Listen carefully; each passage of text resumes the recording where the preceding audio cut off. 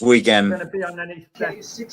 If you like the sweet science, get ready to talk boxing on the Gloved Fist podcast with top boxing writers Frank Latirzo and Jack Hirsch. Frank, a former amateur boxer out of Philadelphia, writes for NY Fights and can be seen on the Boxing Channel. Jack, an amateur boxer who competed in the New York Golden Gloves, was a 6-term president of the Boxing Writers Association. And now, here's Frank Latirzo and Jack Hirsch.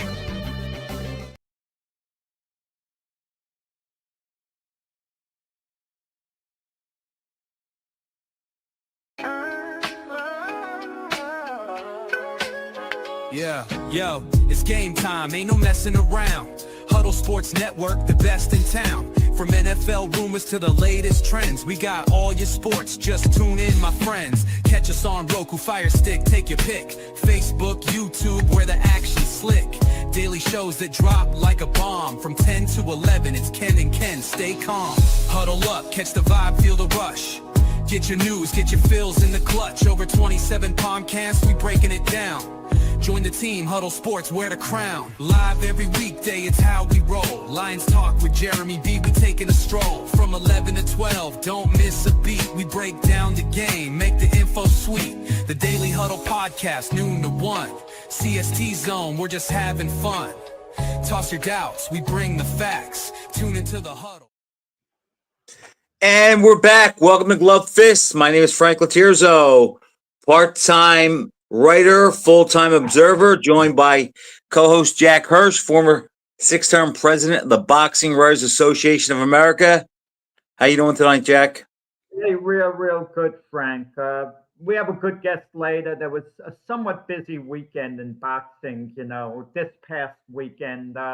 Nonito Donaire made a successful comeback. I didn't see his fight, so don't ask me how he looked. But He's 42 or 43. 42 years old. I saw him at the Boxing Writers Association of America's yearly banquet at the end of April, and he looked good. Should he be coming back to the ring?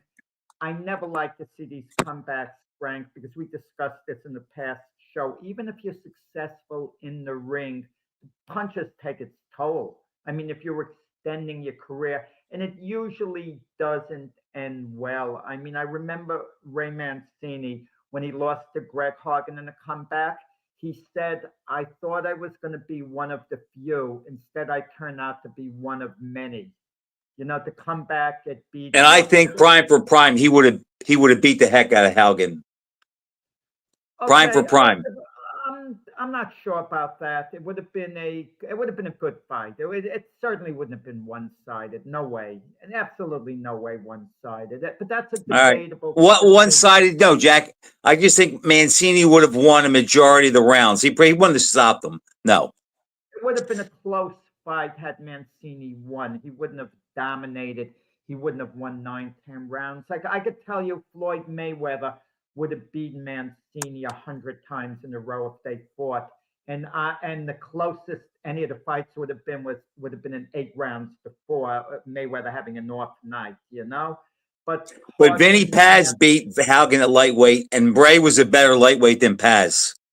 It was a disputed decision. The first fight, it could have gone either way.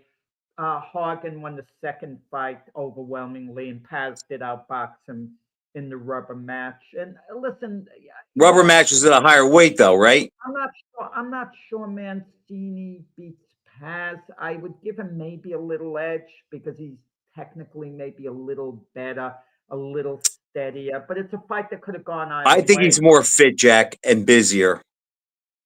Yeah. Mancini, up until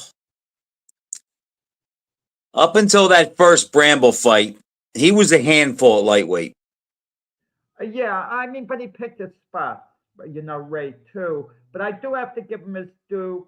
He fought a very close fight. He could have gotten a decision. It could have gone either way with Hector Camacho, even though Camacho maybe wasn't the fighter he was in his prime. He certainly wasn't. Neither was Mancini.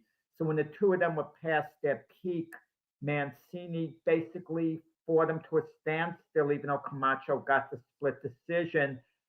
Who do you think won the Mancini-Bramble rematch? I think Bramble won it, but Mancini won the last 3 rounds. It's one of those fights where Mancini tightened it up. Like Bramble would be up 8 rounds to 4, and then Mancini closed the gap. But it was just the type of gap where, too little, too late, even though he made it very close. Like in the rubber match with Griffith and Benvenuti. Griffith won the last 3 rounds, but probably lost that fight 8 rounds to 7. Zab Judah, Danny Garcia. Garcia's up 7 rounds to 2. Judah wins the last 3 rounds, looks good. It does. That influences it. And Jack, I can't be objective because I was a huge Ray Mancini guy. So I will say right off the bat, the night of the fight with Bramble, I thought Mancini won, but I was rooting for him, so that could have gotten away. And since it was close. Yeah, let me talk. I was ringside, speaking of lightweights, at Madison and junior welterweights. I was at Madison Square Garden this past weekend to see Richardson Hitchens successfully defend his IBF junior welterweight title. I never know what to call it, Frank. Help me out. Do I call it super lightweight or junior welterweight? I call it junior welterweight. I call it junior welterweight a lot of times, but should I finally give in? I don't want to, because if we call it super lightweight, we're diminishing the lightweight division, which is arguably the third most important division in boxing history. Heavyweight's number 1. I don't know whether you agree. Middleweight's number 2. Lightweight's number 3 as far as history goes. I would say the top 3 you named: heavyweight, middleweight, and lightweight. Although welterweight could make a case too, but yes, they're probably the 3. Although the middleweight division isn't what it was. I mean, some people make a case for light heavyweight. They'll point out, the fighters who weren't light heavyweight champions: Sam Langford, Ezra Charles, Gene Tunney. Then you have Archie Moore, Bob Foster, Michael Spinks, and now you have a couple of pretty good lightweights, in Bivol and Beterbiev. But what happened? So Richardson Hitchens is fighting George Kambosos. That ticked me off in itself, because I wrote a big editorial after Kambosos was given a gift decision over Maxie Hughes. He lost that fight to Maxie Hughes in Oklahoma, but the judges gifted Kambosos a decision. So what happens? Kambosos gets rewarded with a title shot against Lomachenko after that. He gets stopped, and now he's rewarded with another title shot.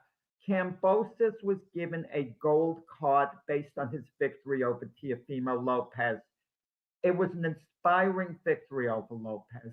Kudos to Kambosos. He rose to the occasion, but then he was beaten in the next fight decisively by Devin Haney. In the rematch, he was trounced by Devin Haney. Both fights went the distance, but the rematch wasn't even remotely close. Then he loses to Maxie Hughes, 8 of the 12 rounds, but the judges give him the decision. And instead of justice being done, everyone boo, and then they'll reward Kambosos. That's what boxing is, Frank. It's all name recognition. Look at Zab Judah. How many chances did he get? How many chances did Adrian Broner get? Some guys just are part of that. Right. But if a guy has lost 4 of his last 5 fights, 3 of the last 5 officially at least, he had no business being given a title shot. It's the same thing with Andy Ruiz. Based on the 1 win over Joshua, he's given a gold card. It was interesting what happened. So Hitchens stops Kambosos in 8 rounds. After the fight, Hitchens announces he's a free agent. And Eddie Hearn was ticked to no end because he ambushed Eddie Hearn on that. Eddie Hearn's the one had built him up to championship status, got him the right fights, got Hitchens this fight in his hometown, of New York. And he kind of felt he was ambushed. That should have been discussed with him in private. And he seemed to be venting his annoyance. It should have been at Hitchens, who I hear things about might not be the most loyal guy, perhaps, if this is any indication of his, to leave Hearn after what Hearn has done for him. But the manager, Keith Connolly, Hitchens' manager, Eddie Hearn really vented towards. So we'll see how this plays out. But some of these managers, they could overplay their hand too, because they have a stable of fighters. And what was interesting, so Teofimo Lopez comes in the ring after the fight, and they're trying to provoke Hitchens to challenge Teofimo, Chris Mannix on the zone. And Hitchens doesn't seem to be mad at Teofimo. They're like smiling. And I could understand because Keith Connolly represents both of them. So I guess they're in the same stable of guys, same team, and I guess they know one another. But so Hitchens starts cursing out, calling out Devin Haney. And Hitchens is vulgar in the way he talks. Haney is vulgar in the way he talks. And I just don't like stuff like this to hear. Okay, you better be the two most exciting fighters in the world if you're going to be that vulgar for me to be interested in it. But that's how boxing, sells. And Jack, that's probably how they think they can bring in the younger fans. That's the era we live in today.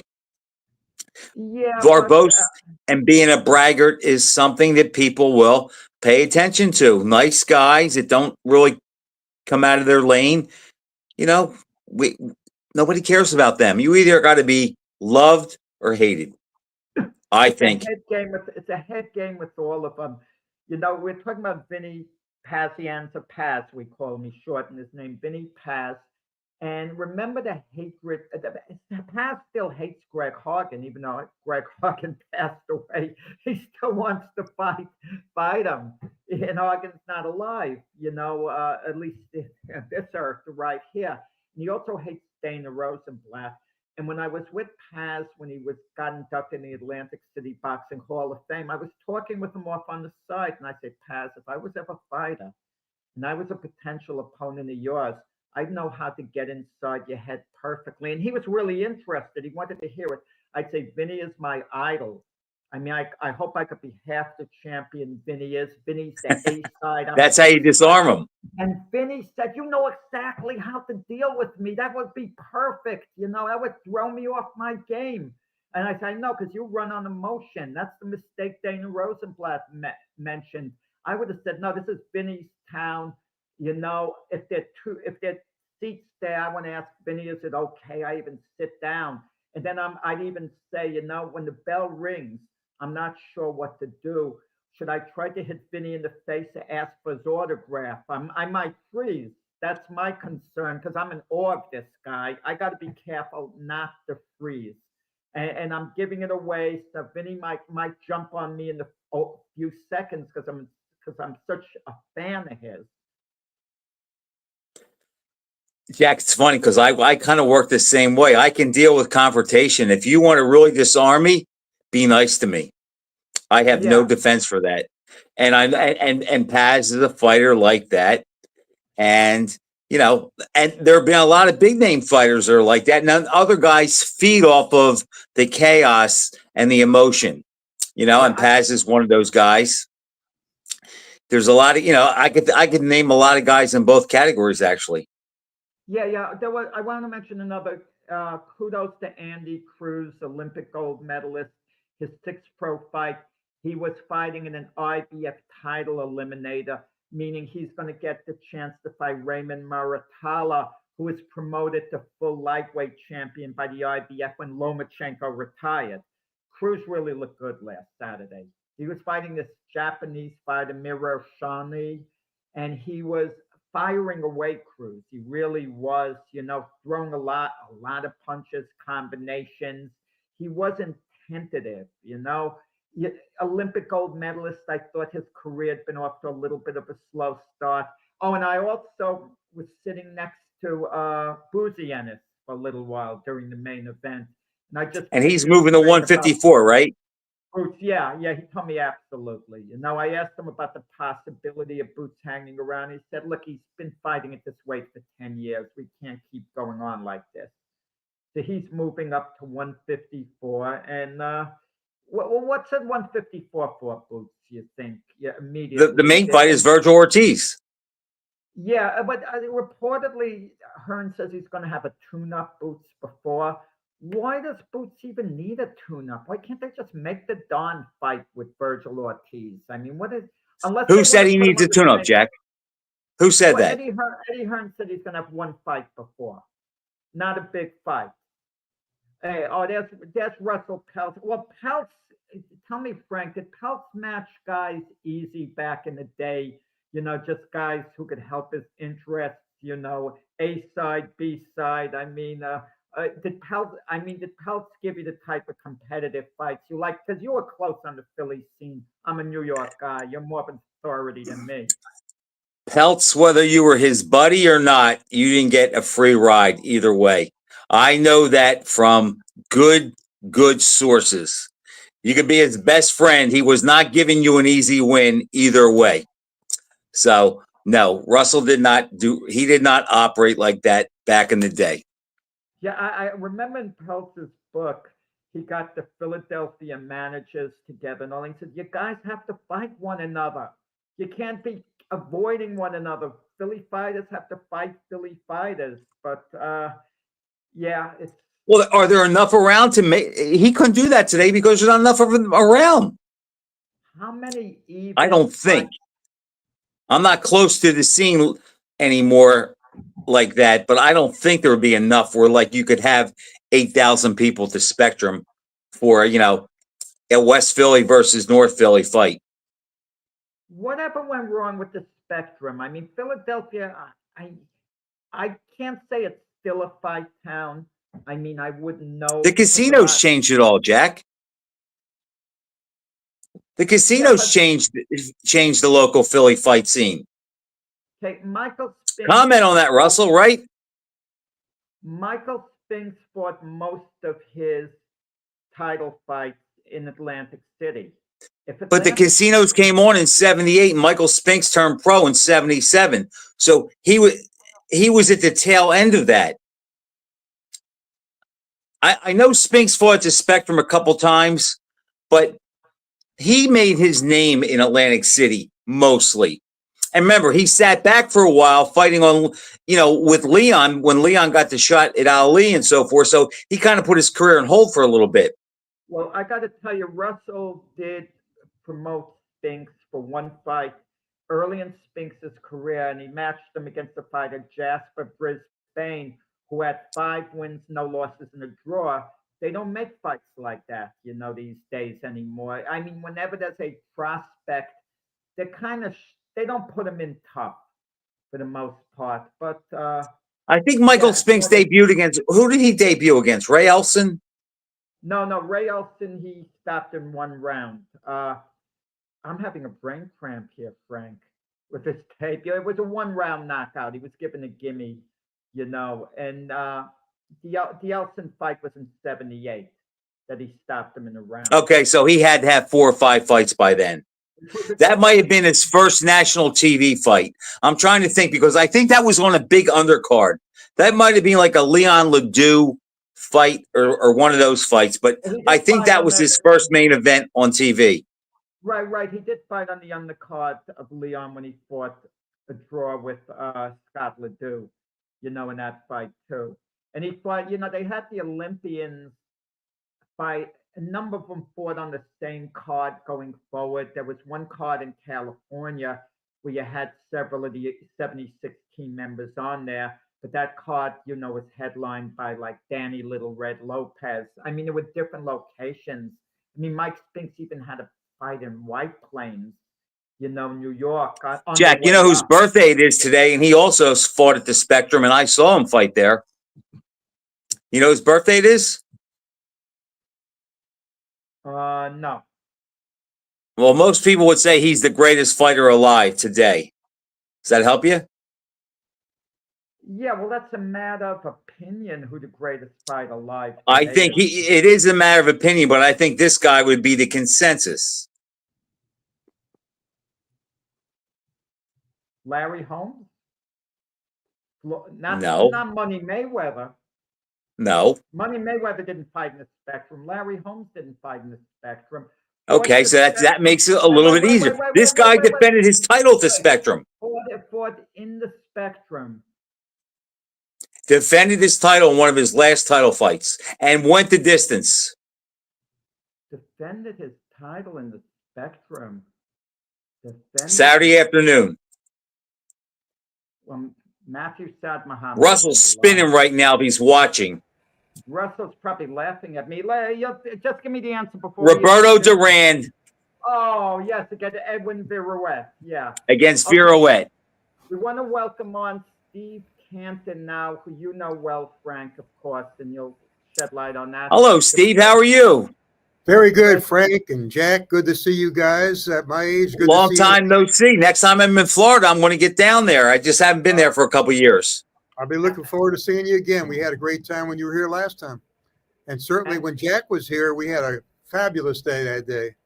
Oh, that was a memorable day. And Steve is on location. I could see, at the gym, Florida Boxing Hall of Fame. We see the plaques, the gloves in the back. Now, Steve, this weekend you're having your induction ceremonies. Your new class of Florida Boxing Hall of Fame is getting in. That is correct. I'm in Fort Myers right now. I'm in the museum where you've been yourself. Both of you have been here. And the kids are out there training in the gym. I'm in the air-conditioned museum. Feels pretty good. And this Friday, Saturday, and Sunday, we'll all be in St. Petersburg at the great Hilton Lake Carillon Hotel for the 17th annual induction weekend of the class of 2025. It's going to be a great class. A lot of great people are going to be there, and I'm really looking forward to it. I'll tell you, Frank, Steve puts on, as you know, one of the best regional Hall of Fames. I mean, obviously, Canastota is number one, the International Boxing Hall of Fame. But between Atlantic City and the Florida Boxing Hall of Fame, they have, a weekend. They have festivities over there. It's not just a banquet and a one and done thing. And the museum. Who's the marquee name, Steve, this weekend? Going in. We got a couple really that's going in there. Juan Laporte, one of my favorites, is going in. A longtime friend. I don't know how many years, since the 1970s. And he was here last year as a guest. And this year he's getting inducted. Our buddy Jay Russell Peltz, he's getting in. Will he be there? He'll be there. He'll be there with his wife, and we're looking forward to that. King Roman, Jose Roman, the old heavyweight. Really? Foreman, he's getting inducted, and he'll be there with his family, his wife and daughter. He's not doing too well health-wise, but he's looking forward this weekend to be there. He fought Jimmy Young also, didn't he? He did. And I think he even fought Roy Williams. I think he did. Roy Williams was some puncher back in the day. People today don't even know that name, but he was a tough fighter. Roy Williams. He would give Ali all kind of trouble sparring. In fact, they had a dispute over money, and Ali tried to knock him out sparring. And supposedly they sparred like 8 rounds. And Ali said, "I can't do anything with him," and threw him out. Yep, that's why I heard that same story. Byron Mitchell's getting inducted. Byron was Joe Calzaghe. Yeah. And then you got Lee Sala, a name from the past, posthumously is getting inducted. He'll have family members there. Charles Whitaker, Timur Ibragimov is getting inducted. Who actually held a piece of the title for a while, right? Nice. There you go. Freddie Delgado, name from a few years back. And Laura Lady Ramsey is getting inducted. We've got actually 20 inductees, and it's a very, very good class. Billy Calogero is getting in. For an observer or a broadcaster? Getting in there as a media person. Yeah.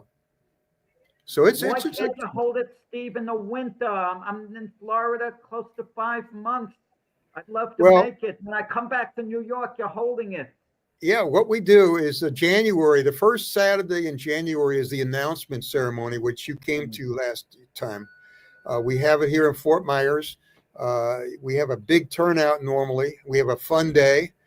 We have the local restaurant, Mel's Diner, with their grill master serving free hot dogs and hamburgers to everybody. We got the kids working out and training. And then we have the ceremony announcing it. That's just a fun day. Then we go to a great meal at a big restaurant afterwards. That's the January event. And then 6 months later, in June, 3rd weekend of the month, we go up to the Tampa St. Pete area. And this is our 4th year at the Hilton in St. Petersburg, which is the best hotel we've ever been at. 9,200 square foot room, Mm. totally renovated, beautiful people that work there, and just a great, great hotel. So we're looking forward to a fabulous, fabulous weekend. You know, you mentioned, and Frank could comment on this, the class of inductees. With a little luck, you think how their fortunes would have changed. Juan Laporte, there are people who feel he beat Julio Cesar Chavez. Imagine Laporte got the decision, and he could have easily gotten the decision. We might be talking about him, you know, going to Canastota, considering what Chavez did after, had he gotten the decision. And I you think look at Laporte deserves to be in Canastota if you look at his resume and record. And in the He question, fought everybody. He knocked out my buddy Rocky Lockridge. yes, he which- did. And he had that foul fest with Eusebio Pedrosa. with Pedrosa. Yeah. Pedrosa had foul fest with everybody. He was a street fighter, not a boxer. Then you had that Wilfredo Gomez fight that Laporte fought. Yeah. The Chavez fight, like you said, he went the distance with the Australian guy, Costa Zoo. Late He this was year. Laporte was never stopped, right, Steve? No, it never stopped. He fought all the guys, you know, and throughout the years, never asked any questions, just went to work, did his job. He, to me, is a definite Hall of Famer. And when you look at his resume and you stack it up with some of the others that are in there that are questionable, Laporte deserves it. Well, Jack doesn't like to talk about that, but there's a lot of guys in there that are questionable. Laporte should be in there before Vinny Paz. Actually should be before many of the guys. You know, there's so many names that don't. There's so many missing that should be. So that's just another topic that we could talk about. But yes. Yeah, I also think how boxing history would have been affected if we had a little bit of an overzealous referee, which we have a lot of the time anyway. When Joe King Roman fought Foreman, and Foreman hit him when he was down. Yes. Clearly hit him when he was There's down. clear-cut evidence that he was on the floor when he got hit, which technically could have been disqualified, and Roman could have been the heavyweight champion on that. Possibly, you know, it could be, as you said, depending on the referee. But, you know, you talk about history, the great sport of boxing with now 12-round fights. What if there were 12-round fights in the old days? Look at how history changes. You don't have Marciano beating Walcott. You have him outpointed in 12 rounds. You don't have Billy But Conn Steve, the thing I would say it needs to be like it used to be, not like it is today. That's the point. Steve, my argument with that would be, and you know this as well as I do, that, you know, if Marciano only had 12 rounds, he picks it up sooner. If Ray Leonard only had 12 rounds with Hearns, I think he picks it up sooner. So I'm not sure you can take a fight and either subtract 3 rounds or add 3 to it, because I think it would have changed how the fighters fought. I think there's a yes and no there, because you might say mentally he's going to pick it up sooner, but physically he wasn't able to. He was getting outpointed because the other guy was fresher. So you can argue back and forth, but it's irrelevant in a sense, because you look at the whole situation, the sport's changed because of the rules and not for the better, in my opinion. It was so much more exciting in the old days when you had the championship rounds, when you had the same day weigh-ins. You didn't have all these things going on. These are some of the things we're going to be discussing this weekend. We have a roundtable discussion as part of the Hall of Fame, Florida Hall of Fame weekend each year. This will be our third year roundtable discussion. We've got to have some people that will discuss many topics that's controversial with audience participation. And that's a fun part of the induction weekend. Yeah, one of the things I just want to comment with the 12 and 15 round fights, okay? I'm finishing up the book. It's going to be out before the year's out on Michael Spinks. I'm his biographer. And and I've studied all the, you know, the films, the videos. I saw his fights originally. The Eddie Davis fight, even though 2 of the judges gave it to Michael by a lopsided margin, it was a close fight. But it was his only title defense that was scheduled for 12 rounds. And in round 12, Davis was tired. Spinks was completely dominating. There had it been a 15-round fight, the way you like 15-round fights, either he would have stopped Davis, or Davis would have been less aggressive and would have been conserving his energy during the prior rounds. So it does make a difference, but I understand where Frank is coming from completely, but I'm not sure certain fights like Marciano Walcott could it have been any different, even if Rocky picked it up, because I think Rocky was trying to pick it up all fight with Walcott. You know, I don't think he was holding back at any point. I don't know what Frank. You know, the worst thing that happened to Walcott in that fight was knocking Marciano down in the first round. Because Walcott chased. I've watched that fight several times, and Walcott felt he was one punch away from stopping Marciano for the whole fight. And instead of boxing, he looked for that one shot. He looked for that one counter shot. But if you watch the fight, whenever Walcott moved and boxed, as much as I love Rocky, he had him befuddled, but then he would stop and he would go to the ropes and he'd look for that one counter shot. And at the end, that's basically what got him. I would love to see how that fight would have played out had Walcott had not knocked Marciano down in the first round. I really do think he chased a one punch the whole fight. Yeah, I want to mention something because I'll kick myself if I forget to talk about it, and I want Steve to actually talk about it. Steve, you know, they came out with a great documentary that I had the pleasure seeing when I was at his gym. The way Steve's boxing program, his gym, the way, you know, it's changed lives. I mean, it's helped so many young people, more so outside the ring than in it, you know, through their involvement in boxing. It was really, you know, remarkable to see the difference that Steve Canton, you know, it makes, you know, to young people as human beings. Could you tell us about the documentary, Steve, and how people can see it? Yes, Jack. You know, a gentleman by the name of John Bafar, a local producer, he's a 9-time Emmy Award winner. He contacted me. Ironically, it was March 23rd, 2021, which was our 52nd anniversary of having the SJC boxing gym. And I say March 23rd, ironically, because we started the gym originally in Cincinnati, Ohio, March 23rd, 1969. We moved to Fort Myers, Florida, March 23rd, 1989. Wow. So we have had this gym going 56 years this past March, which I heard from one of our historians, Mike Silver, who's getting inducted, in his research that it's the oldest continuously open boxing gym by one owner in history in the world. And when Mike said to me, you know what that means? I said, of course, it means I'm very old.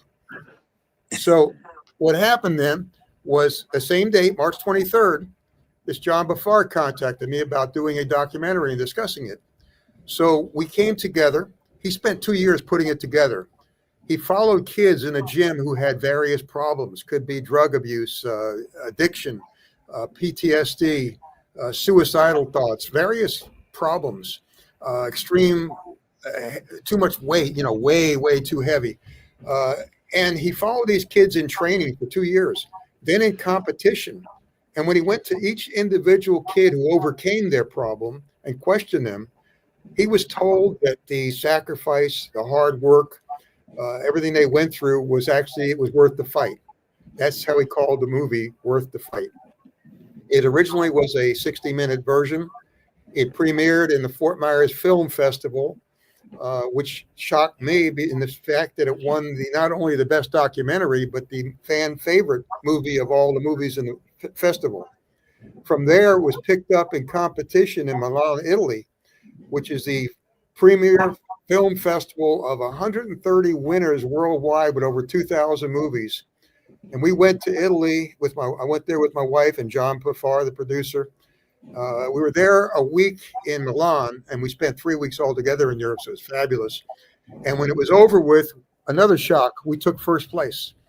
We came home, and BMG Global Distributing, one of the largest distributing companies in the world for almost 40 years, worked out a deal with us, but they had a slight problem, which actually turned out to be a blessing in disguise. What the problem was, the movie was a 60-minute version, which is what is used in film festivals, and what they wanted was a 75-minute version. So all we did was added 3 more stories to the film, and those 3 stories that we added has just turned a great film into an unbelievable film. And the premiere by BMG Global, well, first of all, back up, April 11th, we had a four-wall distribution in the Village East by Angelica Theater in Manhattan, New York. And it played there 21 times over 1 week, 3 times a day. On a Friday, the 11th, we had a red carpet event, which was well attended from boxing people all over the world. They had some people from Europe fly in, others from Hawaii. Great people were there, filled it up, and the reception was amazing. And then June 3rd, it was released by BMG Global on a couple of platforms with one of their divisions, Desktop Enterprise is one of the a division of BMG Global. They put it on their website. It's out on Prime TV. What is that? It's on Apple TV. You can go on Amazon and buy a DVD of it. And July 11th will be another distribution. This will be worldwide in many different countries. So it's pretty interesting, and you can pick it up right online. There's a website dedicated called Worth the Fight on Facebook. You can go on Facebook, Worth the Fight Facebook page, and get a lot of information from that. But it is a really, really strong movie. Bafar, as I said, a 9-time Emmy Award winner. He's had 2 movies make the final cut of the Academy Awards. He thinks this one has a shot to win an Academy Award. And Wow. the Village East that premiered it and had the red carpet for us, they were having their 99th anniversary when we were there. And they've premiered more Academy Award movies than any theater in the world. So we're excited about the prospects of that. We're going to show that documentary as part of induction weekend also. Steve, the documentary, it follows guys that train at your gym, It does. the people that come there. Yeah. Now, when I was there to see it, Yes. most of the training was done at night, right? 7 It to is. 9. From 6 to 8, we train every night for all these 56 years. Never changed from 6 p.m. to 8 p.m. But what I did 4 years ago, we started the program with the school board, and it was a problem that they were having with these kids that were undisciplined, and they called them no hope kids, quotes, and they didn't know what to do. I said, well, what you do is we'll open the gym up in the afternoon for these kids. You send it to my gym from 12:30 to 2:30. We'll give them a full lunch. We'll give them mentoring, gym training, and send them home with a snack. The kids that can't make it in the daytime, you send those to the gym at night. No charge. They'll come and train with the regular gym. And we'll give those families free groceries. So we started that 4 years ago, and they liked the idea, but they didn't think it would work. So they said, we'll give you the worst school and the 3 worst students. And here we are, finished our 4th year with 268 students from 59 area schools. We've had more than 50 high school graduates and 5 graduates from tech school since then. As a matter of fact, tonight, as we speak, 2 of the 3 original students are here in the gym training. What are the age range? 8 all the way up to old. And the school kids, it doesn't matter. We take them all. Anyone age 8 and over. Have any of them fought amateur, Steve, or have any desire to do that? Yes, several of these kids, and it's in the documentary movie itself that people will see. Several of the kids started liking boxing. They were discipline problems. Their grades improved. They graduate from school. Their behavior improved. The discipline was just amazing. And then some of them really liked the sport, and they asked, can I come afternoon and night? They come in twice a day and night training. And then we've had, for example, we had 3 kids from the program. We took to the state championship in Jacksonville about 2 months ago. There was a couple of 100 people in the tournament. Our 3 kids were the least experienced of the whole tournament. All 3 came back with gold medals, 15-year-olds and 16-year-olds. So Fighting as open class amateurs? No, they were all in the novice, but they were brand new Novice? kids. Okay. Yeah, they had been in the gym like That's still an accomplishment. Oh yeah, they were in the gym a couple of months, and these kids, some of them they fought had been there, for a long time, just hadn't had fights. And Yes, Steve, all 3 won gold medals. when I visited the gym I noticed. Unfortunately, I should have really talked with him. I was busy talking with you. Freeman Barr was there. You used Yes. to manage and train Freeman Barr. And for a long time, Freeman Barr was the WBO's #1 super middleweight contender. Correct me if I'm wrong. And never quite got the shot at Joe Calzaghe. Okay. And eventually he lost, Freeman, and it just didn't quite work out at the very end, but he did make his mark. Tell us a little about, Yeah, what Freeman happened with Barr. Freeman Barr? I'll tell you this honestly about Freeman because the public is not aware. I read the book, Steve. I know what you think about him. Yeah, I started Aaron Pryor off as a 15-year. I was there in the beginning of Aaron Pryor. I worked with Emmanuel Stewart with his fighters in the Kronk. Freeman Barr is the best fighter I ever worked with. Now, when he first turned pro, he had 9 amateur fights. He turned pro with a 6-rounder, not a 4-rounder. He had a couple of 6-round fights and then started fighting 12-round title fights, no 8s or 10s, okay? At that point of his time, I was told by Don King himself, Angelo Dundee himself, and Emmanuel Stewart, all separately, told me that he was the best middleweight in the world, bar no questions at all. All 3 told me that separately, okay? At that point, not only was he not losing fights, he wasn't losing rounds of fights, okay? Now, he became mandatory for Joe Calzaghe at 160 pounds for 25 months. The rules say 9 months. They were supposed to announce that fight, and they came to see, when they saw him fight, they weren't going to make the fight because they thought that they weren't going to lose. They were going to lose their cash cow. They fought this black, unknown Bahamian Freeman Barr. So he didn't get the title fight. But there's a couple of things happened in between, and you read the book, as you said, Frank. During the time he was ready to fight Calzaghe, he was at his peak. He was phenomenal at that point. I mean, I'll just be honest. I've been in the sport, as you know, all these years. I've seen all these fighters. He was the best I ever saw at that point, who I worked with. But he developed this lung disease called sarcoidosis that no one knew about. And he had this disease for 5 years, still fighting, with the doctors not diagnosing it, trying to figure out what was wrong with him. And he was fighting then on heart because it was killing him inside the lungs. And we knew something wasn't right. And then he started losing rounds of fights, but his heart would come back and win. He lost a couple of fights at that point. But all he had was heart. It was gone. He had sarcoidosis. He's still being treated to this day with that. So basically, we were 21 years together, and until he got it, he was a phenomenal fighter without the opportunity with the big fight. And then when he got a couple of good, decent fights, he had the disease sarcoidosis, and he ended his career. Now, he's been coming in here 2 to 3 times a week all these years later since he retired in 2010, and he works with the kids, and he helps the kids. He's a very humble, nice person, never a braggart, never nasty guy, ever. He's always been a real straight shooter. But it gives me pleasure because I can hear him tell a kid the exact same words I told him 30 years ago. He's telling the kid today that. And it's a good feeling. But I'll tell you, he was that good at one point. He just didn't get the chance. Yeah, now you mentioned the Crown Gym. You were very close with Emmanuel Stewart. I miss Emmanuel every day. It kills me that he's gone.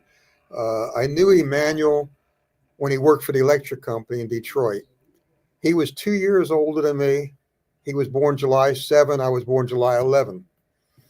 For probably 30 of the 40 plus years we were close, he never didn't call me on my birthday, even if he's in Europe, and I never didn't call him on his birthday. When I started the Cincinnati gym, SJC, in '69, Emmanuel started the Kronk gym in '71, 2 years later.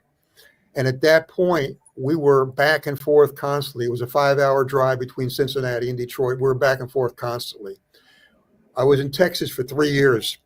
Emmanuel came down there in Austin when I was there for 3 years. When I came to Fort Myers, he was back and forth here. I was up to Detroit a few times. We were very close in many ways. He was just a special person. When he had that colon cancer that took his life in 2012, he called me up to say goodbye and made me promise not to tell anybody. It hurt bad. I couldn't say a word, but he didn't want the commotion. He didn't want the tributes. He didn't want all the stuff around going on. He said, when a day comes, I will quietly go, and that's it. And when he passed away, it was on a Friday, and I put 2 pictures of him above my desk here in the gym. And I spent the weekend trying to remember when we took the pictures, and I found it was in Panama in 2001.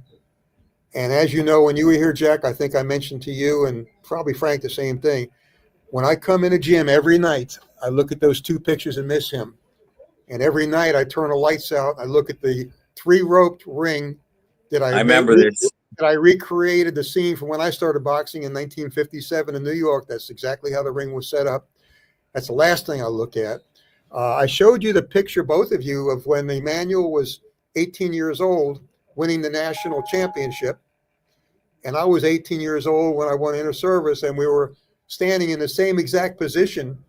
And a couple of years later, we met and became close friends. And it's hard. I miss him. I miss him a lot. And it's getting worse because as I'm getting near my end, more and more friends are going every day. And, you know, just on Hall of Fame weekend, for example, I putting the program together, working on that. We do a 10 count for all of the people that we lost since the last get together. So 2 weeks ago, I sent my 10 count list in to be set up in print. And I said, I hope there's no more. Well, a couple of days later, I sent another one. Then I sent another one. Well, I had to send 4 names just in the last 2 weeks to add to that list. And these are people I've known for years, and it's just hard. So, yeah, certain people make a certain Impression. resonance. Yeah, and Right. Emmanuel was one of them. And he, you know, it's tough. Yeah. Manny Who was would you, if special. you He- asked him, Steve, who do you think was Hearns' his favorite fighter? That was Yeah. I know Helmer Kenny was his first champion.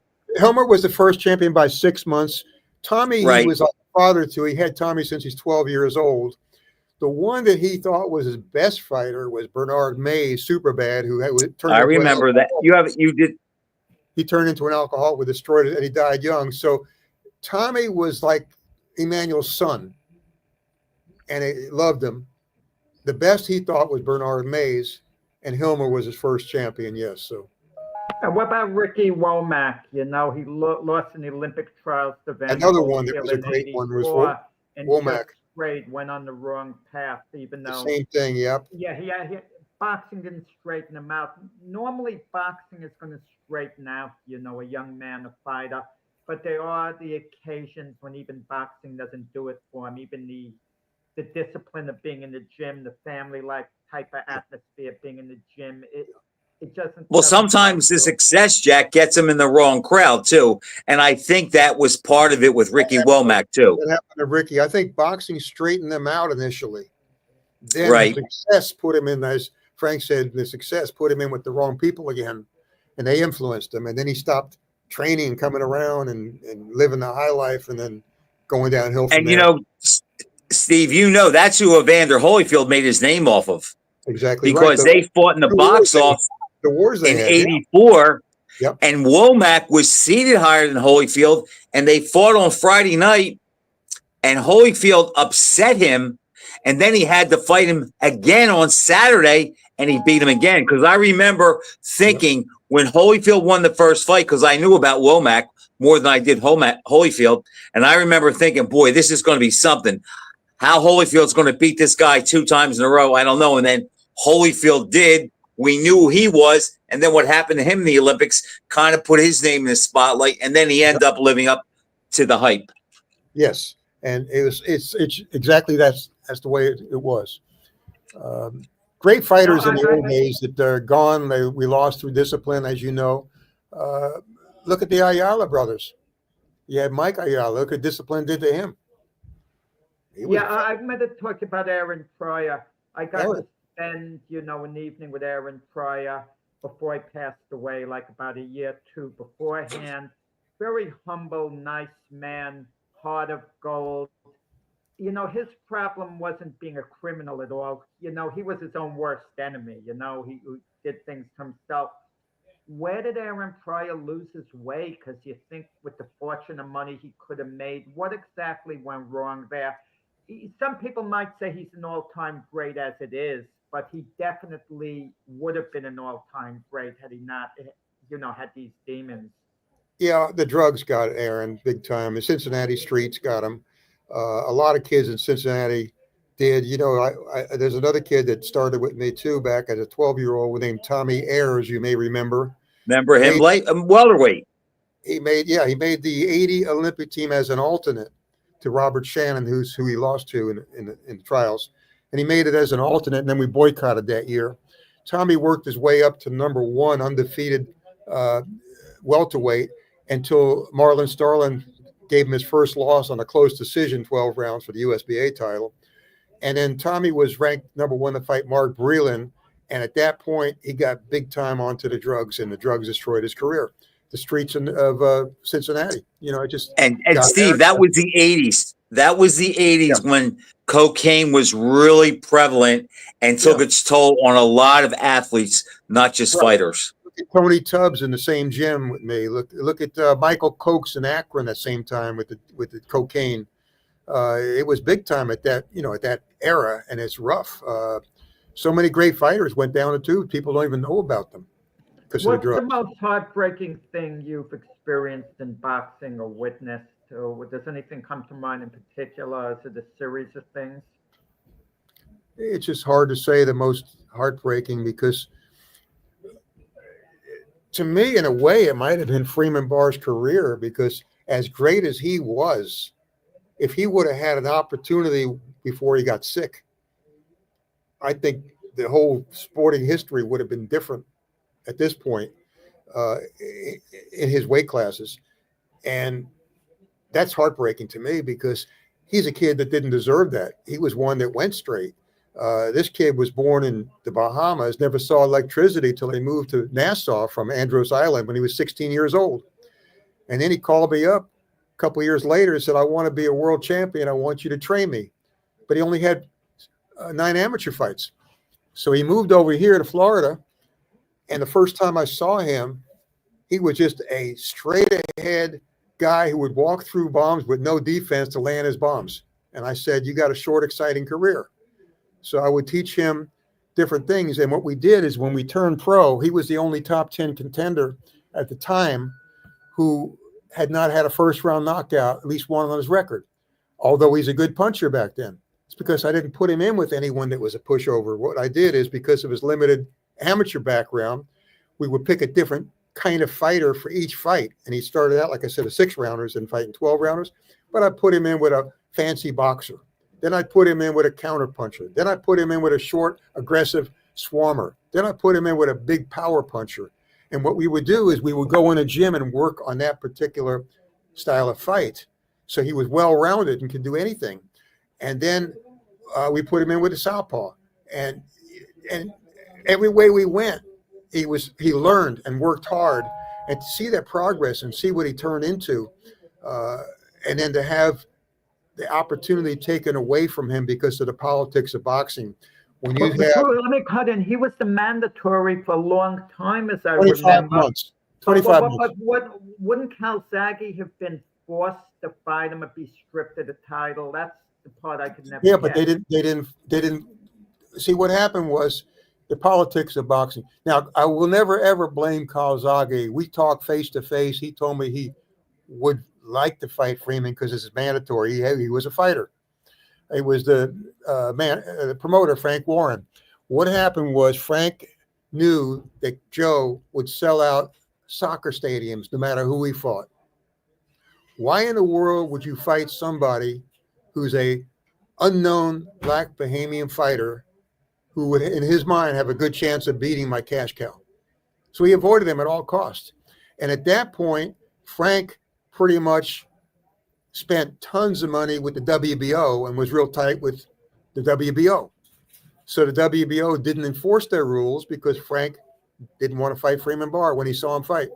Actually, they were going to make the fight when he first became mandatory. I got contacted. Yeah, we're going to put the fight together. Then what happened was we had an NABO title defense scheduled against Ronnie Martinez, who was a pretty decent fighter and a good puncher. And he had gone 7 rounds competitively with Roberto Duran before getting stopped on cuts. That's who we were going to defend our NABO title when I was called by Warren's people that, we're considering Freeman Barr. But we have another situation. The NABO has a mandatory. That's Ronnie Ramirez.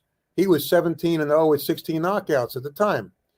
And if Freeman would fight Ramirez instead of Martinez and beat his mandatory, then Joe will fight Freeman.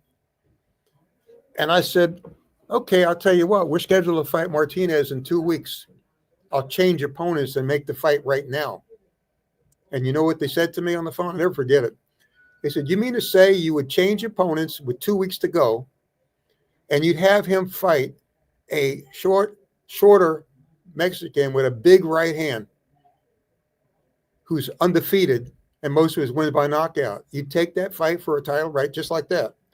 I said, of course, there's no fighter that's shorter than Freeman with a big right hand that's going to load it up. It's going to beat him. I'll take the fight right now. We'll make the fight, and I'll call Martinez, and I'll give him my word. If Freeman beats Ramirez and then fights Calzaghe, if Freeman were to win, we'll fight Martinez for the title. If he doesn't, we'll fight. If we don't get the fight, we'll fight Martinez and reschedule it. So that's exactly what I did. So we fought Ramirez 2 weeks later. Freeman knocked him out in the 3rd round. And then what happened was, where's the fight with Calzaghe now? Well, what happened was they came and saw what he did to Ramirez, and they put it off. And they kept putting it off. And they said, okay, we're going to do it a couple of months. We're going to do a couple. Well, I didn't want to keep him inactive and then get a call. So I said, I'll tell you what, you keep putting it off and give me a date, because they had another title fight for Calzaghe scheduled or something that was delaying it. I said, no problem. I'm going to reschedule Martinez and we'll fight him again at that point. So I called Martinez. He was shocked. And he said, you kept your word. And he said, I kept my word because I've been in training camp ever since the first fight. I've got top sparring. He said, I want you to make me a promise. If I come in here and beat Freeman, you help me with the Calzaghe fight. You help me with my career. I said, you got a deal. So we fought Martinez. Now Warren sent his people here, his scouts here. Paco was here. And I purposely put it on national TV. I had Al Bernstein as the commentator on purpose so we'd have exposure. And we were going to announce the Calzaghe fight in the ring after the fight. Well, what happened was, as soon as they saw Freeman take Martinez apart in the 36 seconds of round 4, he took Martinez apart. As soon as they saw that, no way will they ever fight Freeman Barr. So the fight was not announced at ringside. It was put off and put off several more times. And then we threatened lawsuits, and it went back and forth, and we questioned the WBO, and it went back and forth. I was at Canastota. We had 36 names, which you got in the book that you saw signed by boxing people. We even had Jose Chegui Torres. We got about 1 more minute, Steve, to wrap up, and then stay on because our producer wants to say hello to you. So don't leave, okay. Shut off. But we have about a minute. Yeah, so we had Torres call, and they couldn't put the fight together. And then the time went by. Then they put this fight with the Russian guy, and he had sarcoidosis by then, and he was sick. And then it was towards the end. Yep. Steve, I got a real quick question for you. Do you watch boxing today? No, I don't. I have trouble, Frank, listening to the fighters with their foul mouth talk. They can't fight compared to the old style to me. And people talking how great they are. I don't like watching it. I don't enjoy it. I don't know much about it. Sadly.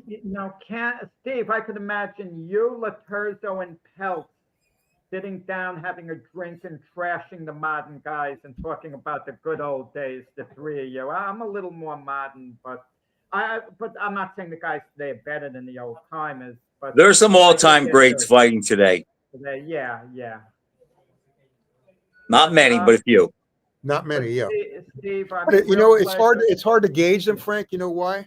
Because if you're fighting a guy who's not so good, how do you know that he's an all-time great? You're right. You're right. Because in other words, I don't think a fighter It's a low bar. who could be an all-time great has that opportunity. We got to There's no wrap other up. all-time greats against him. Good luck with the Florida Hall of Fame this weekend coming up. It's Absolutely, gonna be a great Steve. event like Thank every- you. It was great to have you on. Stay on when we go off the air, Steve. It was Okay. great having you on, Steve. Seeing you. I look forward to seeing you soon. Thank you. My pleasure. Appreciate you guys. You guys are the best.